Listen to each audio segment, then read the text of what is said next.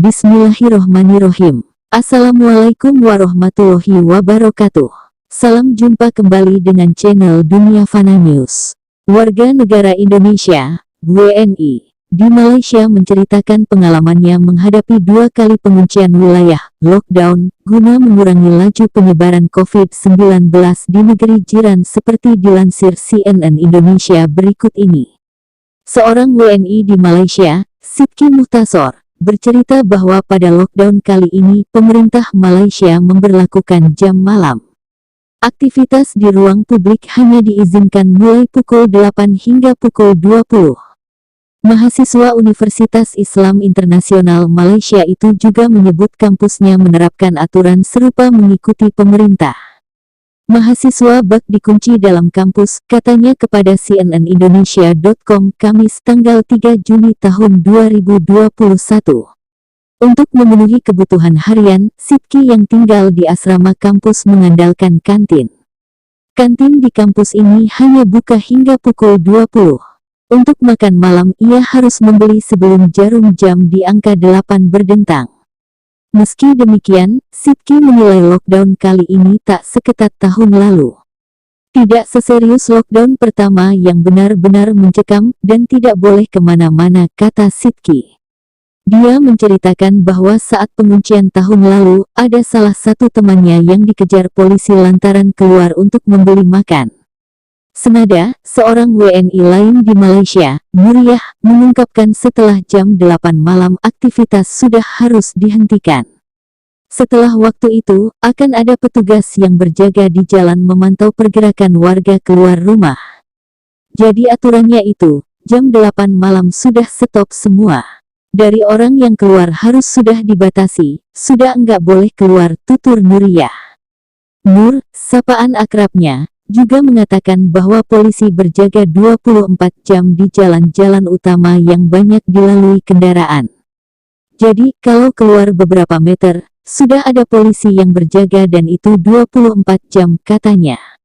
Menurut Nur, di tempat lain bahkan ada petugas yang menyamar untuk memantau pemberlakuan jam malam.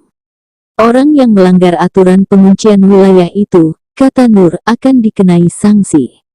Sebelum lockdown, Malaysia menerapkan Perintah Pengendalian Pergerakan (MCO).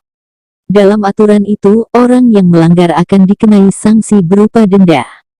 Sebelum ini, lockdown tanggal 1 Juni, kawan-kawan pernah denda juga Rp1.000 Malaysia atau sekitar Rp3,4 jutaan. Kalau yang enggak mampu bayar bisa dipenjara, tapi belum ada yang sampai ke sana, ucap Nur. Bagi warga tuan rumah yang menerima kunjungan, dikenai denda sebanyak Rp25.000 atau sekitar Rp86 juta. Sementara itu, orang yang berkunjung didenda Rp5.000 17 juta. Nur pun tak berani bersilaturahmi saat Hari Raya Idul Fitri pada Mei lalu karena khawatir akan hukuman denda. Di sini kan ada anak-anak ngaji. Biasanya, orang tua telepon mau berkunjung. Terus terang minta maaf ibu tolak.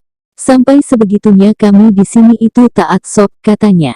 Pada lockdown kali ini, lanjut Nur, ada denda juga tapi tidak sebanyak sebelumnya. Denda itu akan diberlakukan bagi mereka yang tak mematuhi aturan seperti mengenakan masker, tak membawa surat saat berpergian jauh, dan keluar tanpa keperluan mendesak. Selama lockdown, transportasi di sana pun tak semua beroperasi. Taksi tak tampak di jalanan, bus hanya ada di terminal, dan kereta hanya untuk keperluan mendesak. Meski melakukan penguncian, pemerintah Malaysia mengizinkan 17 sektor tetap beroperasi.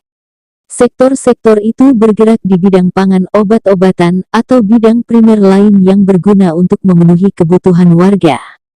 Namun, operasional sektor itu juga terbatas. Swalayan, misalnya, hanya mengizinkan 8 orang dalam ruangan, demikian menurut penuturan Nur. Anak di bawah 17 juga tidak boleh masuk. Untuk dewasa saja, ucap Nur. Demikian info dari channel Dunia Fana News. Terima kasih atas perhatian Anda. Wassalamualaikum warahmatullahi wabarakatuh.